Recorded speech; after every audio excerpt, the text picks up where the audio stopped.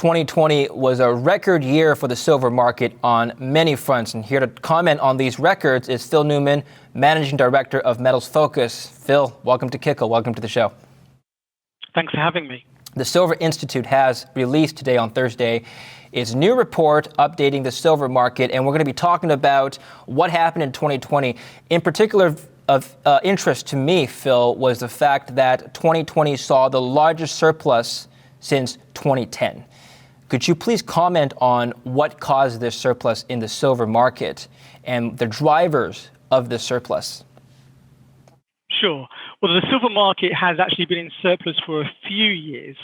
But what we saw last year was, as you pointed out, the highest surplus in our series back to 2010. And put simply, the decline in global supply, which was led by the drop in mine production, far exceeded the weakness that we saw in global silver demand, hence the size of the surplus we saw in 2020. I'm sorry, the decline in supply outpaced the decline in demand. Okay.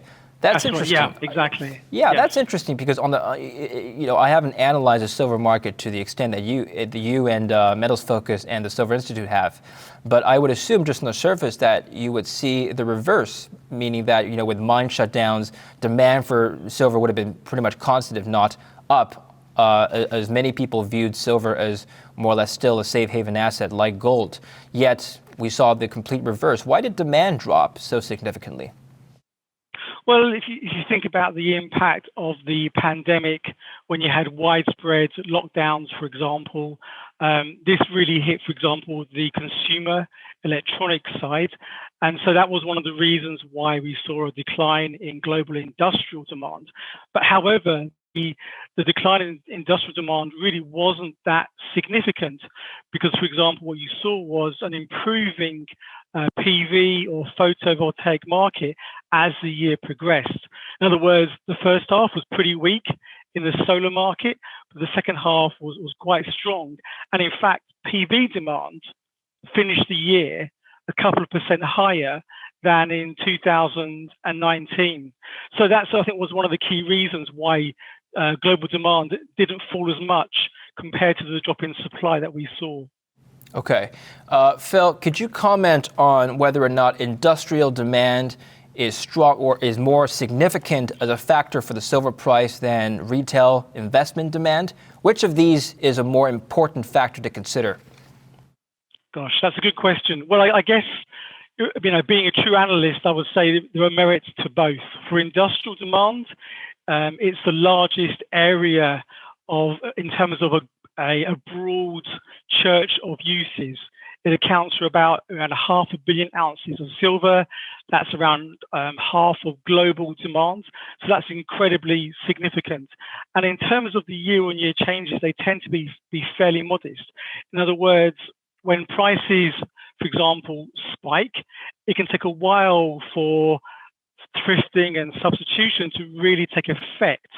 So when prices spike, demand therefore doesn't fall immediately. And so that's really quite important. Whereas for coin and bar demand, it can be far more price sensitive. In other words, when prices weaken, you see bargain hunting entering the market, and that can help to provide a floor to the price. So really, they do perform quite different roles in the marketplace. All right. Now, you mentioned that we talked about a surplus in the market. I'm curious as to where this surplus can be observed, Phil, because many retail investors all throughout 2020 and a little bit into this year as well have had trouble locating physical silver products at their local dealerships. And we've seen that reflected in the premiums on some of these products. So we know that there is a surplus in silver, but why is it that people can't buy silver? Sure. Well, I guess in short, it's because the metal is, quote unquote, in the wrong form. So to go to the first part of your question, if you look at stocks of silver held in London, in LBMA vaults, you will see elevated levels there. If you look at silver held on the COMEX, you will see very large volumes held there as well. And that's just to pick on a couple of key visible locations, for want of a better word. But that's not in the form that retail investors are buying. So when we saw demand really race away for coins and bars early last year, and as we've seen again this year as well in some key markets, there's simply been a shortage of silver in the right form, in the right location. And that's why you've had lead times get very extended from manufacturer to wholesaler to retailer, and hence why you've seen, say, wholesale and retail premiums really become very strong and remain high as well for an extended period. Yeah, and so you mentioned the vaults in London and New York, and what are they doing with the silver? Why aren't the mints using these silver products in storage to produce more bars and coins? If it is true that retail demand is still strong. Well, I think it just takes, it's a question of the physical capacity of the mints to make the product. There is the balance sheet considerations as well. So there's only so much silver that they can churn out in blanks or in product at any one time. And if you speak to the mints, I can tell you they are, they're working overtime. They are really pushing hard to get product out as quickly as possible. So be a mint that's making coins, or for example in the US, one of the private mints making a 1 ounce round, or a refiner producing a 100 ounce, 10 ounce bar, whatever it may be. Quite often they are working round the clock to get product out as quickly as they physically can, but there are just constraints about how much they can churn out at any one time. Okay. There are many people from the investment community, from the retail investment community, who believe that this data is misleading, that there actually is a shortage of silver from the COMEX and from the LBMA. And they cite the reasons that I gave you, like they can't buy silver, and so maybe they're hiding it. Can you address this theory?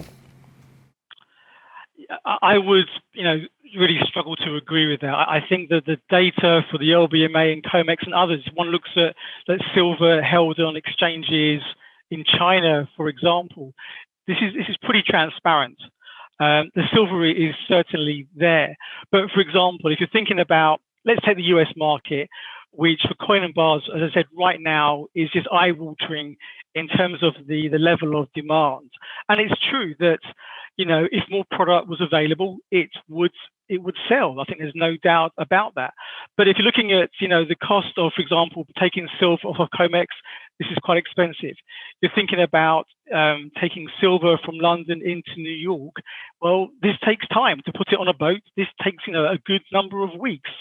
But as I said, I think it comes back down to the point that, there's a lot of firepower in the US from a production standpoint.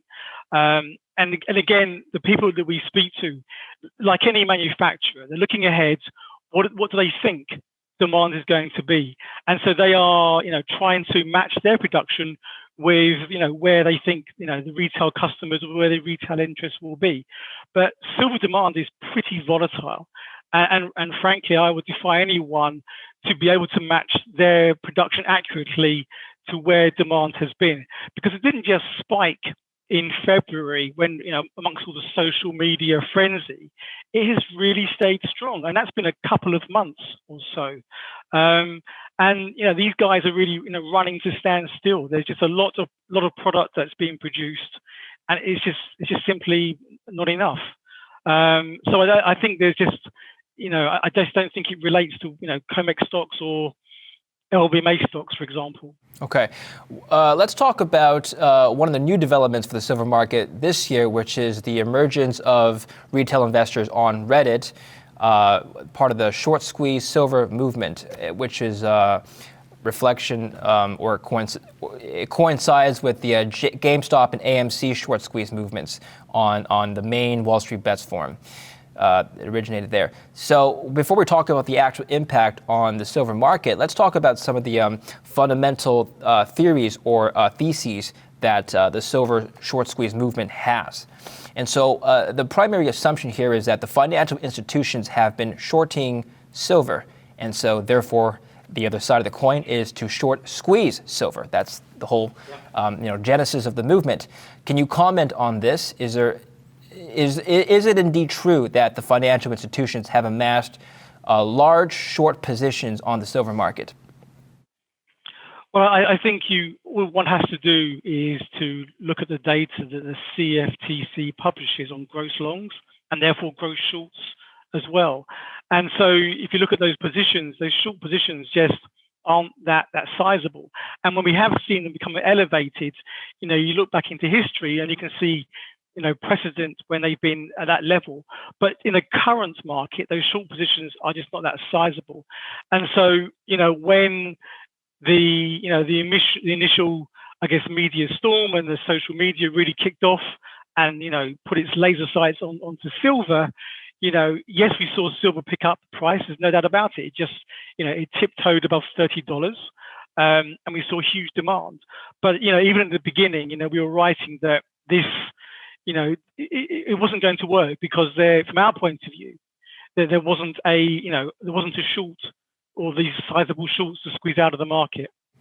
Well, one of the arguments from the short squeeze movement community is that retail investors from that community were trying to buy physical silver and to drive the price up. But the reason that the price did not sustain above $30 an ounce was because of massive short positions from financial institutions and perhaps even the government.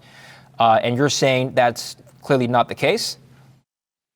Well, that's our understanding, that yes, the demand was pretty sizable, but in the context of the silver market, what we saw was, I think, we saw very decent or, really quite strong flows into the ETFs, for example, as well as the coins and bars. So you had those two, at the same time. And so I think the price reaction that we saw was I think quite well. It reflected those flows of that buying, and as I said, I think the reason it just ran out of steam is that the silver market is a bit deeper. I just think it was not necessarily correct to compare it to the GameStop stock. Right. Okay. And like you said before, you weren't surprised that the price did not sustain its upward trajectory and the movement sort of faltered in that objective. One of the reasons you cited was because you expected the CFTC to eventually step in. Why would regulators step in to intervene on this movement? Well, I think like any regulator, any market, the silver market, I think, is very heavily regulated, very heavily monitored. So I think if there was concern about manipulation or an orchestrated move in silver, I think this could be one of the reasons why the CFTC might consider. I'm not saying it would happen for definite, but I think this would be something that they may consider looking at more closely. But as I said, I think it ran out of momentum because the money coming in, you had that initial furore, but it was really difficult to maintain that. And I think, and again, this may be speculation on my part, one could think of perhaps hedge funds looking at that, some perhaps thinking that silver had further upside and so going long, and maybe others thinking, well, would this have momentum, perhaps run out of momentum and going short? So you can argue that it could have happened on both sides of the market. But when we look at just taking a step back and we think about investment flows into silver or any precious metal, for example, you can't just have a rush of money coming in day one. Yes, that could lead to a spike in prices. You must have that. You need to have that money carrying on, those inflows over an extended period to maintain that upward momentum or that strength in prices. And if that momentum coming, dissipates, well, then prices, could well weaken. And I think that was what we saw with the end of January, early Feb. Yeah, well, you brought up manipulation and how the CFTC could respond to that. There is a prevalent view amongst many investors of silver and even gold that these markets are being manipulated by various actors from either financial institutions or the government. Could you comment on this and whether or not you've seen or observed any data that could suggest this? To be honest, I appreciate there have been some cases, but taking a step back and overall, we just don't see evidence in terms of that manipulation that, for example, the gold price should be, X dollars higher, or silver should be X dollars higher as well. When we look at the activity in both metals, for example, gold has performed exceptionally well, especially last year, getting up to new record highs. So I think that was just, from our point of view, that was reflecting healthy investment demand. And to think of prices being higher than that, well, physical demand would collapse, scrap would really, accelerate as well. So I think there'll be some market dynamics that would kick in as well to bring prices back. You've published an interesting chart that I'd like to comment on, which is silver ETP holdings, so exchange traded products. The holdings of ETPs have been on an upward trajectory according to this chart since about 2019, and it's really peaked around 2021. Well, currently it's at its all-time high since 2009, according to this chart. Can you comment as to why this trend happened and why there was all of a sudden a spike in ETP holdings? Was it correlated at all to the rise in silver prices? I think absolutely, in terms of that correlation, I would certainly agree with that. But I think the growth in ETP holdings last year and this year just reflects the improving investor sentiment that we've seen towards precious metals. You look at gold ETPs as well, also hitting record highs last year. And whereas gold ETFs or ETPs have had considerable liquidations over the past few months, silver, we haven't seen that.